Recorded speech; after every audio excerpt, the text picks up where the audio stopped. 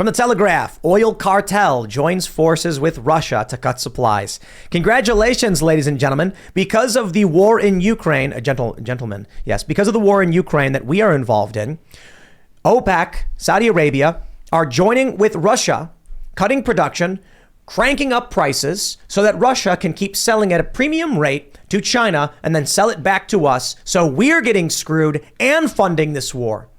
Your costs are going to go up. Cool. Your standard of living is going to go down. And it's because Joe Biden is a corrupt piece of trash who keeps funneling our money to Ukraine.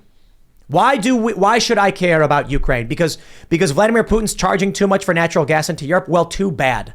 You build your pipeline like they did, the Baltic pipe. Fine. Blowing up someone else's pipeline, expanding your military alliance. All of this was pushing towards war. Now, Putin invaded Ukraine. Bad thing. I get it. But I'm not going to sit here and say the U.S. should sacrifice its people so that Ukraine so that we can deal with their problem. Here you go. Thanks, Joe Biden. Let's see if this impacts the midterms. Well, if you remember a couple of months ago, Joe Biden had a very publicized trip to Saudi Arabia, where he was going to go to Saudi Arabia and make sure that they produce more energy and oil from the world, since, of course, it's very green to stop domestic energy exploration and production and, of course, depend on Saudi Arabia and the Henry Kissinger-supported petrodollar, which, again, absolutely mind-boggling. But if you remember from that trip, he was like, I'm going to go there. I'm going to make sure we have a ton of energy. They're going to be pumping it out of the ground. And there was even a press release from the White House saying this trip was successful. And then the Saudi Arabians came out and said, no, it wasn't. We're not going to be pumping oil. We're not doing that. And now this is on the heels of that meeting of Joe Biden going down to Saudi Arabia. And essentially, I do think the OPEC countries, the oil-producing countries are looking out for themselves because they see this as an opportunity. They will be enriching themselves. And I do see other individuals that are going to, of course, be also benefiting from an energy crisis, which is already here, and it's only going to get worse with this latest news. This, to me, is a longer part of the agenda of the Great Reset, which is deliberately denying people energy to stop human progress and enslave them. We just got a good super chat from Just Political. Makes a good point. Nothing will stop a midterm election faster than emergency wartime powers. If Russia were a month out, what if the October surprise is that Putin drops a nuke and they suspend elections? What do you mean, Putin, in That's quotes? Right. Let's put that in quotes because we don't know. Yeah, what happens if a nuke is drops? Dropped, or and a then firebomb or something crazy, like any kind of conventional And kinetic. they suspend elections saying we can't, so it's an emergency and the country's got to mobilize. That's it FDR, man. He got a third term during wartime. They let him stay. I don't put anything past these people, but I think we also have to understand that the infrastructure is still there that allows for elections to be gamed. I don't think that we should have voting systems, in other words, machines that are plugged into anything that can be accessed by a router that do fractional voting. I don't think we should have mail-in voting. I think the issue is, as Ian points out all the time, is the closed source nature of the machines. But yeah, because if the code is private and it's flipping I really votes, don't want to segue know. the conversation off of what we were talking about, because my concern is, will there be a nuclear strike? Is there going to be severe economic damage from, say, oil prices skyrocketing? What do we see, like $9 already in California again, like $8.50 or something like that? Will that result in some kind of emergency wartime powers? Or the inverse is, they can't shut the election down. It would destroy the country. Gas prices are so high, Democrats get swept out of office. I was going to say to you, okay, Stacey Abrams, but that's beyond the point from the conversation how here. Dare you? But anyway, this will be impacting the average American, but more significantly, the people who don't have money, the people who are the poorest in our country will now have a harder time making ends meet. Paying for gas for your car, paying for heat this winter will become more difficult, not just for the people in the United States, but specifically other people outside of the United States who don't have it as lucky as we do. People in Europe are absolutely dealing with a huge energy crisis where many businesses are already shutting down their doors because they can't find a way to pay for the energy bill. That's crazy. Your life savings are going towards heating your home right now in Europe. And this is how you're spending your money when, of course, a lot of this is orchestrated by bad decisions by politicians and central controllers that are artificially hiking up the price of energy for their own personal benefit because they know once they create artificial scarcity, they're able to do what they want with the human population. And with the decline of energy, it also brings on the decline of the food production. It brings on the decline of humanity. I don't necessarily think that you need an October surprise, right? So you're talking about all these price increases. I think that this is part of what the sustainability movement really is. And what sustainability really means is your standard of living is going to plummet. So this is further hurting anything that's remnant of the middle class. They're lying about how much inflation has gone on. Obviously, it's more than 8 point whatever percent. And if you continue these trends gradually, you gut the country even further, and you really go into this global idea set of scarcity. And we need a new system of control. And that's where you have your social credit score. That's where you have your carbon credit system. Even the World Economic Forum, I know we mentioned Iran, they have their World Food Program that they plan on running through the blockchain.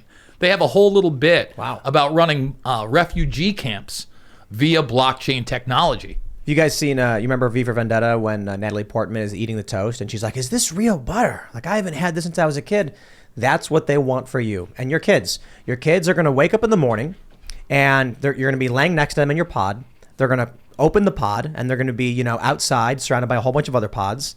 And then the robot's going to drive by and hand your child a bowl of crickets with floating in water. And the kid's going to be spooning it, and that's breakfast cereal. And then the robot says, and remember, if you follow all the rules and bend the knee, you might get a small piece of beef this week.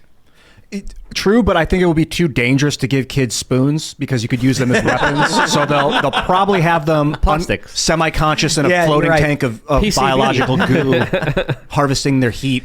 Yeah, you're locked in the pod and the tube just goes into your mouth and the crickets just get poured in. If you're lucky, otherwise it's going in the other side. Other end.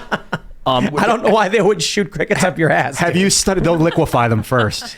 Have you Faster studied absorption. What do you think that the overall idea of the transhumanist desire for the human population is like?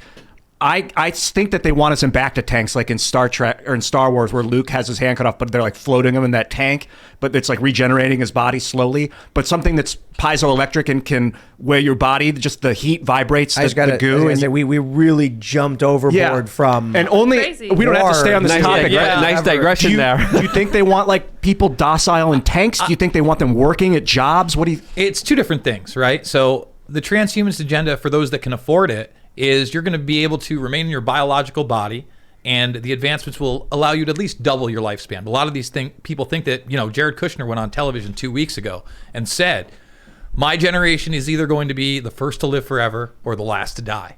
Now, Jared Kushner has billions of dollars to spend on that. The vast majority of us don't. The same people that are investing in that technology via things like Calico, which is run by Kurzweil and his Alphabet or Google's company on immortality. Then you have the people that want you to merge with the machines. And this is kind of the digital human or mind clone aspect of it. So at one aspect, the very rich believe that they're going to be able to stay in their biological body. But then they're going to try to acclimate the rest of us to accept things like Neuralink, human brain interfaces, and beyond, to the point where they get the populace to believe that they can actually upload their consciousness into a digital hellscape, in my opinion, but this metaverse. So you're going to be spending so much time in the metaverse anyway before the human brain interfaces. You're going to be acclimated to these things. And you're going to hate reality.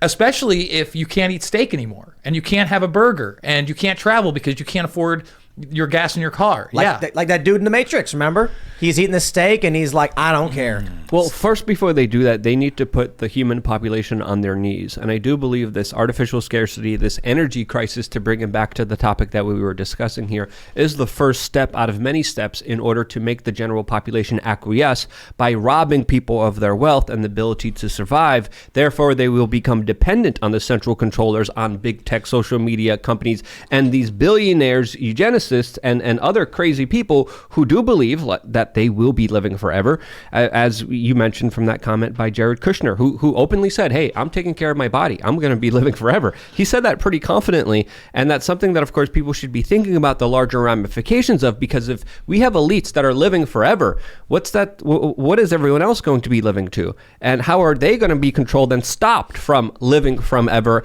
And these people are essentially creating a situation where they're going to be the next gods gods, and they're making themselves gods through this fourth industrial revolution with the technological progression that we have been making that is extremely dangerous and has a lot of implications that we haven't even thought about. So are you saying the Democrats are going to lose?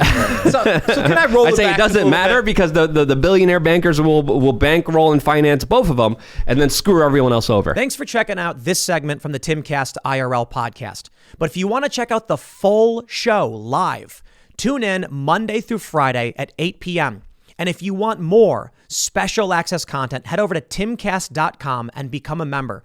Your membership helps sustain this company, keep our journalists employed, makes this show happen, and you will get access to exclusive members-only segments of the Timcast IRL podcast, and there's a massive library to check out. So again, go to timcast.com or tune in Monday through Friday at 8 p.m., and we'll see you all there.